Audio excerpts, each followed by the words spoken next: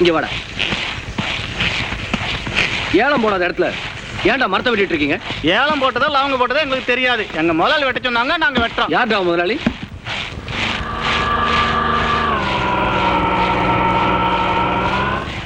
ஐயா கும்பர்ணுங்க. நம்ம பசங்க எல்லாம் வேலை இல்லாம போர் அடிக்குதுன்னு சொன்னாங்க, அதான் வெட்டுங்கடான்னு சொன்னேன். இந்த காட்டுல எங்க அனுமதி இல்லாம மரத்தை வெட்ட சொல்றதுக்கு நீங்க யாரு? தம்பி கேக்குது இல்ல, சொல்லேன்டா. ஐயா தெரியல, 15 வருஷமா இந்த தொகுதிக்கு இவர்தான் எம்எல்ஏ. டேய், தெரியாம வெட்டிட்டோம்னு ஒரு மன்னிப்பு கேட்டுக்கிட்டு வாங்கடா, போங்க. தெரியாம செஞ்சா தப்பு சரியா போயிடுமா? எம்எல்ஏ வருதுகிட்டு பொறுப்பு இல்லாம பேசிட்டு போறீங்க. ஏன் தம்பி, மன்னிப்பு கேட்கற அளவுக்கு இறங்கிட்டேன், இன்னும் என்ன செய்ய சொல்ற? என்ன சமாதானம் சொன்னாலும் நான் ஒத்துக்க மாட்டேன். ஒத்துக்கலைன்னா விடு. என்னமோ உங்க அப்பா விட்டு மரத்தை வெட்டின மாதிரி குதிக்கிற. யாரை கேட்டு மரத்தை வெட்டினீங்க? தம்பி, என்ன பண்ணுவ? ஃபைன் போடுவ, போடு. கட்டிட்டு போறேன், அதுக்கு மேல போனா போலீஸ்ல கம்ப்ளைண்ட் கொடுத்து உங்களை உள்ள வைப்ப. நீ உள்ள வச்சின்னா நான் வெளியே கொண்டாந்துட்டு போறேன்.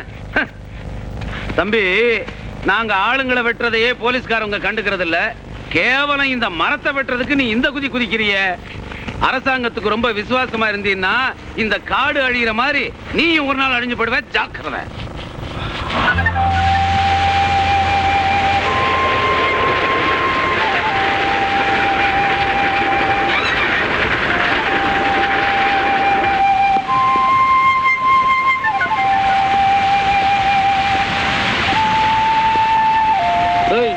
என்ன இங்க என்ன பண்ணிட்டு இருக்க?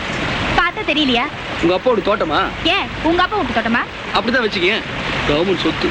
அப்ப அவங்களே வந்து கேட்க சொல்லு. இது என்ன மடியில?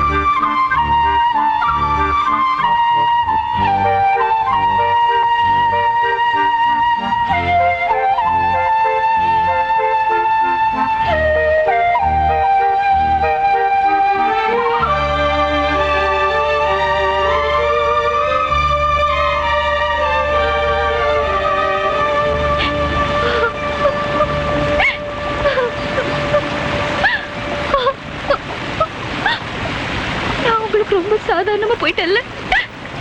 நாலு போட்டோ காமிச்சு உடம்பு விலைக்கு வாங்கிட்டீங்க. நான் உன்னை ஏமாத்திட்டேன்னு நினைக்கிறியா? இல்ல, நான் தான் ஏமாந்துட்டேன். காதல்லாம் என்னன்னு உனக்கு தெரியுமோ தெரியாது, எனக்கு ரொம்ப நல்லாவே தெரியும். அடுத்தவன் காதலை கஷ்டப்பட்டு நான் சேர்த்து வச்சேன். என்னோட காதலியா ஏமாத்திடுவேன்? நீ ஏமாறும் இல்ல, நான் உன்னை ஏமாத்தவும் இல்லை. நம்ம 2 பேரும் தான் கொஞ்சம் அவசரப்பட்டுட்டோம். இது எனக்கு ஒரு காதலை சேர்த்து வைக்க போடப்பட்ட நினைவு பரிசு. இதை நான் உயிரோட வரைக்கும் போடணும்னு ஆசைப்பட்டேன். இப்போ உன்னை என் உயிரை மதிச்சு இதை நான் உனக்கு போடுறேன். சத்தியமா சொல்றேன் பானு, இன்னில இருந்து நீதான் எனக்கு மனைவி.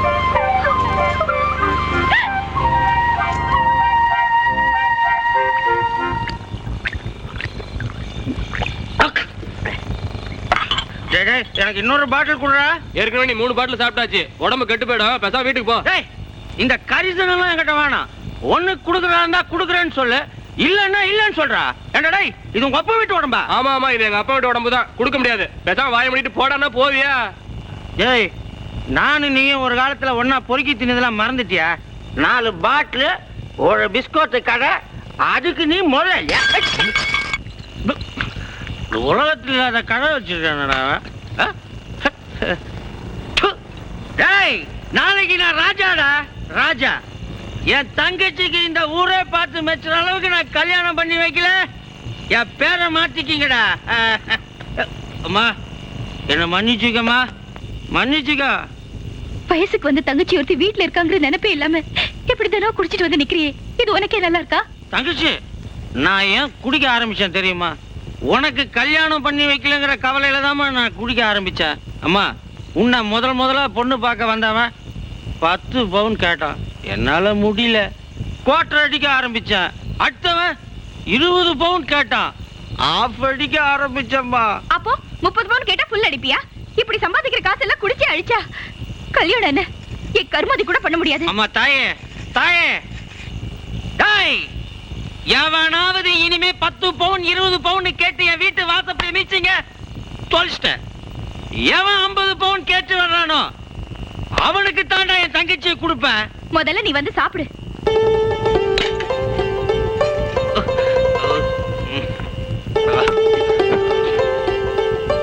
என்னம்மா நினைக்கிற? உங்க அண்ணன் எப்படி 50 பவுன் போடுவான்னு நினைக்கிறியா?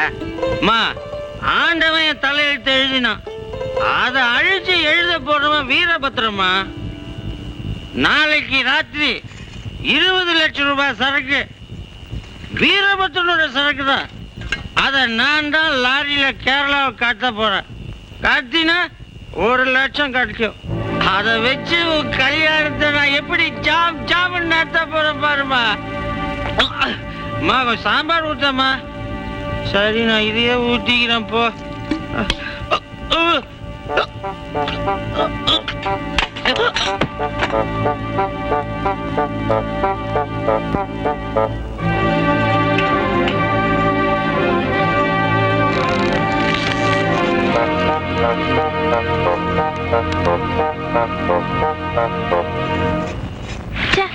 பேசாம நான் மெட்ராஸ்லயே இருந்திருக்கலாம். ஒரே போர்.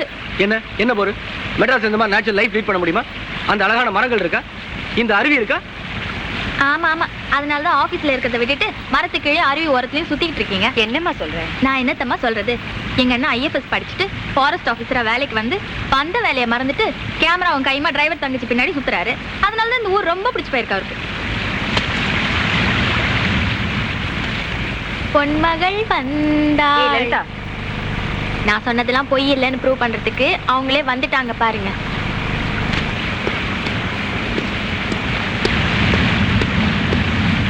எதுக்கு வந்த? என்ன விஷயம் தானே கேட்டேன். அப்படியே கேட்டீங்க? ஏன் வந்தேன்னு தானே கேட்டீங்க? சரி சரி, ஏற்கனவே புரிஞ்சிட்டு இருக்கு. அந்த விஷயத்த சொல்லு. நாளைக்கு நைட் வீரபத்ரன் கோஷ்டி திம்ப வழியா மைசூருக்கு லாரியில சந்தன மரத்தை கடத்த போறாங்க. உனக்கு எப்படி தெரியும்? அதெல்லாம் எதுக்கு உங்களுக்கு? இப்பெல்லாம் எங்க அண்ணனுக்கும் அவங்களுக்கும் ஒரு சம்மந்தமும் இல்ல. ஒழுங்கா லட்சணமா அவங்கள பிடிச்சி நல்ல பேர் வாங்க பாருங்க.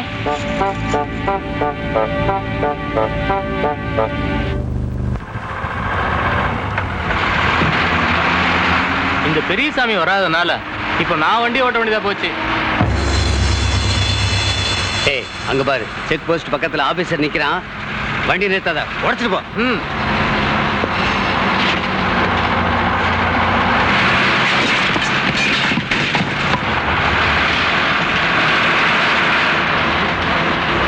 மாட்டு வண்டி நிறுத்தி பாதையில மறிச்சிட்டாங்கடா. அந்த ஆபீசர் கையில மாட்டிக்காதீங்கடா. எல்லாம் தப்பிச்சு ஓடுங்க, ஓடுங்க சீக்கிரம். வீரபத்ரன் லாரியை இதுவரைக்கும் எவனும் பிடிச்சதில்லை. இவன் மட்டும் எப்படா பிடிச்சான்? எப்படி பிடிச்சான்? எனக்கு டிரைவர் சின்ன தம்பி மேலதாங்க சந்தேகம். நேத்து ஊர்ல சாராய கடையில குடிச்சிட்டு சத்தம் போட்டுட்டு இருந்தான். பெரிய கடையை வைக்க போறதா சபதம் போட்டான். அவன் உங்ககிட்ட பணம் வாங்கித்தான் கடை வைக்க போறான்னு நினைச்சேன். ஆனா கவர்மெண்ட்டுக்கு காட்டி கொடுத்து தான் வைக்க போறான்னு இப்பதாங்க தெரியுது. நம்ம ஆட்கள் பிடிபட்டதுக்கு காரணம் இந்த கிராமத்து ஜனங்களும் உங்க பங்காளியும் தான். மாட்டு வண்டிகளை வச்சு வழிமறிச்சு அவனுக்கு உதவி செஞ்சது இந்த கிராமத்து ஜனங்க. அதுக்கு உடந்தையா இருந்தது உங்க பங்காளி கிட்ட. சாட்டையா, இந்த காட்டுக்குள்ள நம்ம தனி அரசாங்கமே நடத்துறோம்னா நம்ம பலம் மட்டும் காரணம் இல்லடா, மக்களுக்கு நம்ம மேல இருக்கிற பயமும் கூட தான். அந்த பயம் கொஞ்சம் குறைஞ்சிச்சு, நம்ம பலமும் குறைஞ்ச மாதிரி. அதனால அந்த டிரைவரை தங்கச்சி கல்யாணத்தை பார்க்க நினைச்சவன் கருமாதிய அவன் தங்கச்சியே பார்க்கட்டும்.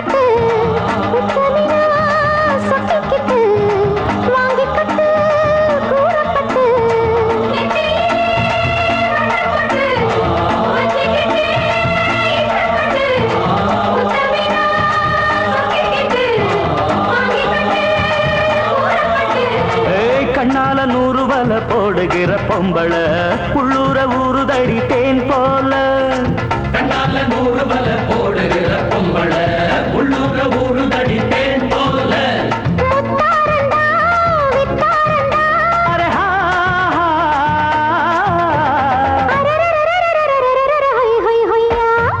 பாசமுள்ள பாண்டியரு பாட்டு கட்டோ பாவலரு ஆட விளையாட நான் மேட ஆகட்டுமா கூட பொண்ணு கூட ஒரு மாலை போடட்டுமா பாசமுள்ள பாண்டியரு பாட்டு கட்டோ பாவலரு கொழுந்து வெத்தலை எடுத்து எடுத்து கொழுந்த கையில கொடுத்து கொடுத்து கொழுந்த கையில கொடுத்து கொடுத்து கொழுந்து வெத்தலை எடுத்து எடுத்து கொழுந்த கையில கொடுத்து கொடுத்து கொழுந்து வெத்தலை எடுத்து எடுத்து கொழுந்த கையில கொடுத்து கொடுத்து புதிய பாட்டு பாட சொல்லி கிளங்கி கிளங்கி உறங்கிடாம விடியும் போது கேட்க சொல்லி படிச்ச பாட்டு கேட்டதாரு படிக்கும் போது பார்த்ததாரு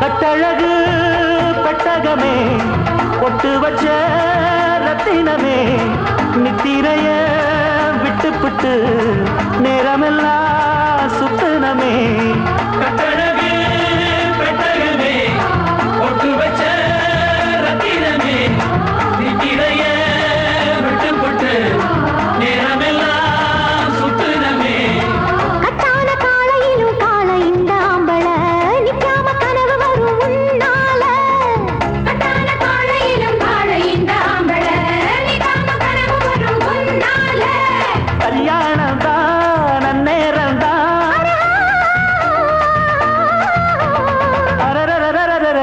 ஹை ஹை ஹையா பாசமுள்ள பாண்டியரே பாட்டு கட்டும் பாவலரே பாட விளையாட நான் மேட ஆகட்டுமா கூட உங்க கூட ஒரு மாலை போடட்டுமா பாசமுள்ள பாண்டியனு பாட்டு கட்டும் பாவலரே தந்தனனா தந்தனனா தந்தனனா தந்தனனா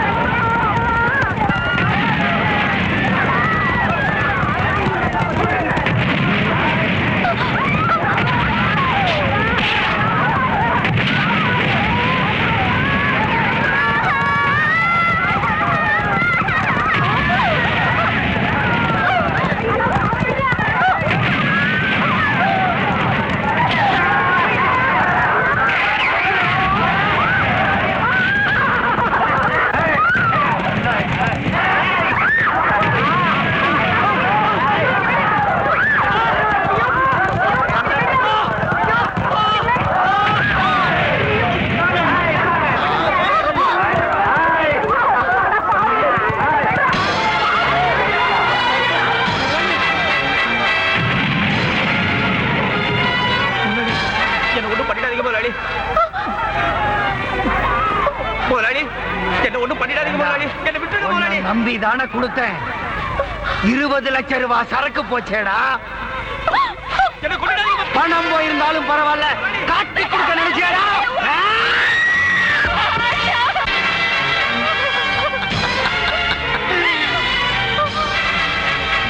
ஏண்டா உங்களுக்கெல்லாம் இவ்வளவு தைரியம் வந்துருச்சா நான் கொடுக்கிற பிச்சை காசுல வாழ்ந்துட்டு இருக்கீங்களா எச்சக்கல நாய்களா எங்க கிருஷ்ணமூர்த்தி தெரியாது எங்கடி உன் புருஷன் தெரியாது எங்க உன் புள்ளாண்டா வீரபத்ரா ச்சே, என்னைக்கு காட்டி கொடுக்கணும்னு நினைச்சீங்களோ அன்னைக்கே பெரியப்பா பெரியம்மா எல்லாம் செத்து போயாச்சு எங்க உன் புள்ளாண்டா தெரியாது தெரியாது பெரியப்பா எங்க உங்க அண்ணன் எனக்கு தெரியாது எங்க உங்க அண்ணன் சொல்லு. தெரியாது இதுங்க எல்லாத்தையும் கட்டிப்பாடு.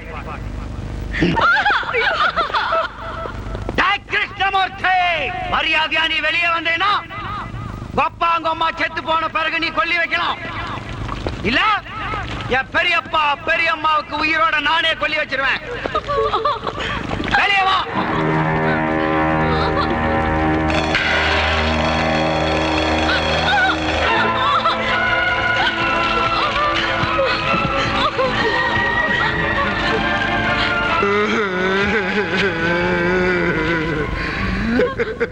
தப்பா எடுத்துக்காத.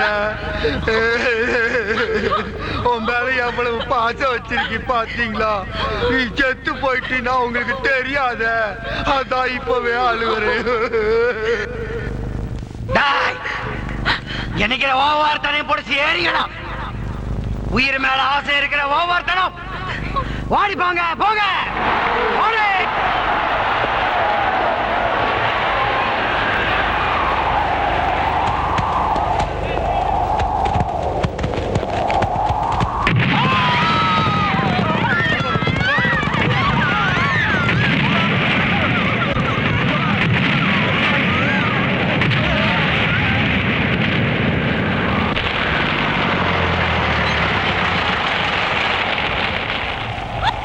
பாத்தீங்களா? எங்க அண்ணனை கொன்னுட்டாங்க. ஐயோ, வீரபத்ரல காட்டி கூடன்னு சொல்றீங்களே, காட்டி கொடுத்தா இந்த நிலைமைதான். உங்களால மட்டும் இல்ல, உங்க அரசாங்கத்தாலே வீரபத்ரனை ஒண்ணுமே பண்ண முடியாது.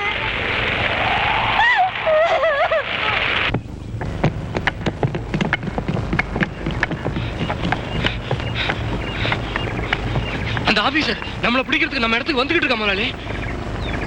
அவ உயிர் போற இடம் நம்ம இடமா இருக்கணும். அதுவும் என் கையால இருக்கணும்டா.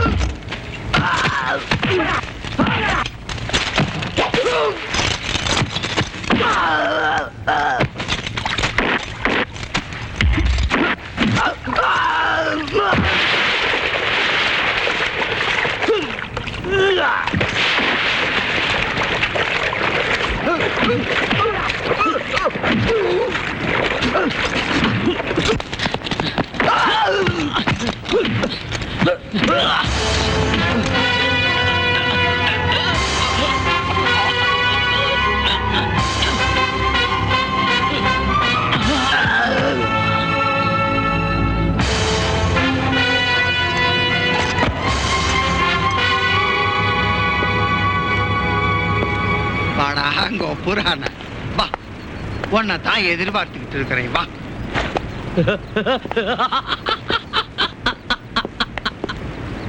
தான் புதுச்சா வந்த ஆபீச்சரா? என்ன பாக்குற? அந்த சூர பத்மனுக்கே சவால் விடுற வீரபத்ரன்டானா என்னமோ காட்சி கொடுத்தா வாங்க மாட்டேன், அடிதான் வாங்குவீன்னு அடம் பிடிச்சியாமே.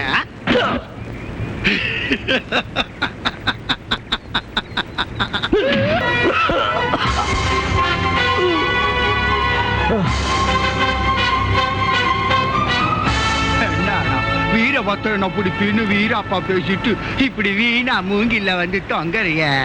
வீரபத்ரன்ட்ட வந்து தொங்கணும்னு வேண்டியதுல ஒழுங்கா மாச்சா கவர்மெண்ட்ல சம்பளம் வாங்கி வீட்டுக்கு கொடுத்துட்டு இருந்தா இப்ப கொடுக்க மாட்டாங்களே. புரியல? அவங்க கொடுப்பாங்க, வாங்கறதுக்கு நீ இருக்க மாட்டேன். நான் வேணா இல்லாம இருக்கலாம், கண்டிப்பா இன்னொருத்தன் வருவான். உன்னை 2 பீஸ் ஆக்க போற மாதிரி அவனை 4 ஆக்க மாட்டேன். பார்த்தேல்ல, உன்னை அங்கேயே கொன்னுட்டு இருப்பேன். ஆனா வீரபத்ரன் ரொம்ப கொடூரமானவன்னு எல்லாம் சொல்லி இருப்பாங்களே, அது தெரியாம செத்து போயிடக்கூடாதுன்னு தான் உன்னை கொண்டு வந்திருக்கேன். சாவும் போதாவது உண்மை தெரிஞ்சிருச்சாவணும்ல, அதான். இப்போ இதை வெட்டினேன்னு வச்சுக்கோ, இந்த கை இந்த மூங்கில போயிடும், அந்த கை அந்த மூங்கில போயிடும். எவனாவது வந்து ராஜாராமே என்ன பாக்குற, உன் பேர் எப்படி தெரியும்னா, எவன் என்னை எதுக்கணும்னு நினைக்கிறானோ உடனே அவன் ஜாதகம் கைக்கு வந்துருண்டா. இனிமே உன்னோட மரணம் எவனுக்குமே வீரபத்ரனை பிடிக்கணும்னு தோணக்கூடாது.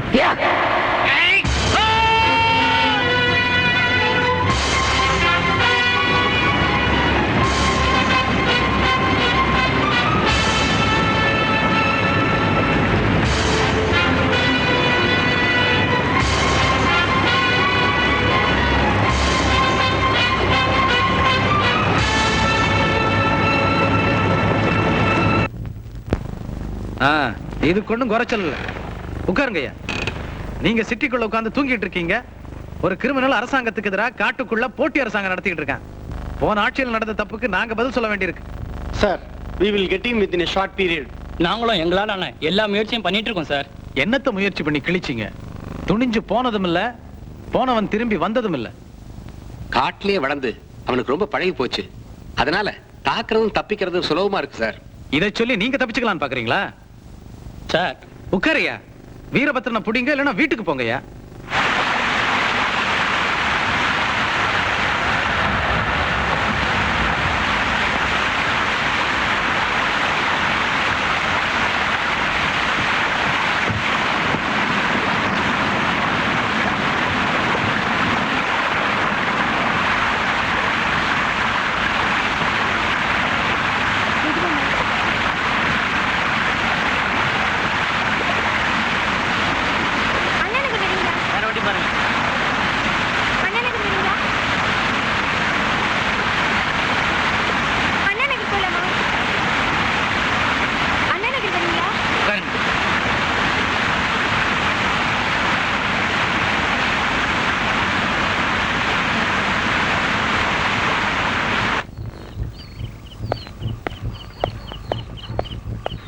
நிறுத்துறா.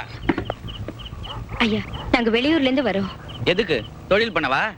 ஐயா, நாங்க கௌரவமான குடும்பத்தை சேர்ந்தவங்க, தெரிஞ்சவங்களை பாக்குறதுக்காக வரோம். வண்டி ஓட்டுறேன்.